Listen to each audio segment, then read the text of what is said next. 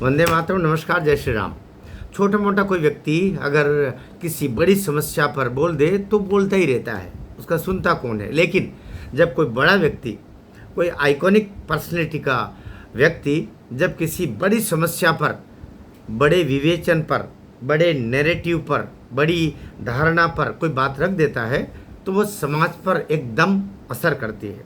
सचिन तेंदुलकर, भारत रत्न सचिन तेंदुलकर, राज्यसभा के माननीय सदस्य रहे, ऐसे सचिन तेंदुलकर के द्वारा अभी एक ऐसा विषय उठा दिया गया जिसकी समाज में चर्चा है। वो विषय है आरक्षण। उन्होंने कहा कि प्रतिभाओं का सम्मान होना चाहिए। मैं आशय बोल रहा हूँ, मेरिट का सम्मान होना चाहिए, अर्थात योग्यता का सम्मान होना चाहिए। वे लगभग प्रत्यक्ष ये बात कह रहे हैं कि नीट के माध्यम से जो कुछ हुआ वह ठीक नहीं हुआ। कई प्रतिभाएं वैसे ही सैकड़ों वर्षों से शायद हो रहा हो, न हो रहा हो, लेकिन आज़ादी के बाद 70-75 वर्ष से जो आरक्षण की व्यवस्था है उनका आशय है। मेरी धारणा इसमें कहीं नहीं है, मैं अपने विचार नहीं शामिल कर रहा हूँ। सचिन तेंदुलकर ने कहा कि मेरिट का सम्मान होना चाहिए, अर्थात मेरिट के आधार पर जो योग्य है उसको अवसर मिलना चाहिए। कहीं न कहीं वो कहना ये चाह रहे हैं कि उससे राष्ट्र का भी नुकसान हो रहा है। अच्छी प्रतिभाएं, ब्रेन ड्रेन जिसको बोलते हैं, विदेश जा रही है।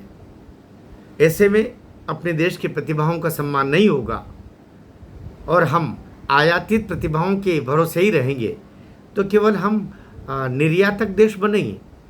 अच्छे अच्छे टैलेंट यहाँ से चले जाएंगे और उन्हीं की बनाई हुई चीज़ें, उन्हीं के बनाए हुए सॉफ्टवेयर, उन्हीं के बनाए हुए हथियार, उन्हीं की बनाई हुई वैज्ञानिक उपलब्धियाँ हम यहाँ ला करके और फिर देश की बहुमूल्य मुद्राएं ऐसे लुटाते रहेंगे जैसे अब तक लुटाते रहे। नरेंद्र मोदी सरकार को एक तरीके से यह आगाह किया। सचिन तेंदुलकर ने, क्रिकेट का बड़ा नाम है, बड़ा खिलाड़ी, वो समाज के भी एक बड़े आइकॉन हैं, उनके द्वारा ऐसा कहना निश्चित रूप से एक विमर्श को नए सिरे से आरंभ करने जैसा है। वो जब कहते हैं कि मेरे पिता ने कहा था गलत रास्ता मत अपनाना और हम असफल हो जाएं तो कोई बात नहीं, लेकिन सफलता का शॉर्टकट नहीं अपनाना। वे जब शॉर्टकट कह रहे थे तब आरक्षण व्यवस्था पर ही सचिन तेंदुलकर का इशारा है। तो सरकार को भी, समाज को भी, और जो अंधी दौड़ लगी है, बाबा साहब अम्बेडकर जी ने जिस आरक्षण व्यवस्था को 10 साल के लिए लागू किया था उसको फिर 10 साल बढ़ाया, बढ़ाते बढ़ाते वो 7 बार बढ़ा करके उसको कहाँ तक लेके आ गए। 75 साल आज़ादी का अमृत महोत्सव हो गया, लेकिन वो व्यवस्थाएं और बढ़ती जा रही है। पहले केवल SC/ST का ही था, अब OBC शुरू किया, OBC में भी इतना, तो आखिर कहाँ जा कर के विश्रांति मिलेगी? ये सवाल सचिन तेंदुलकर ने खड़ा किया है।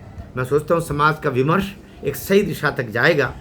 सचिन जी ने जो बात शुरू की है, मेरी उस पर न सहमति असहमति का प्रश्न नहीं होता, लेकिन इस बात को विमर्श पर ज़रूर जाना चाहिए। भारत माता की जय।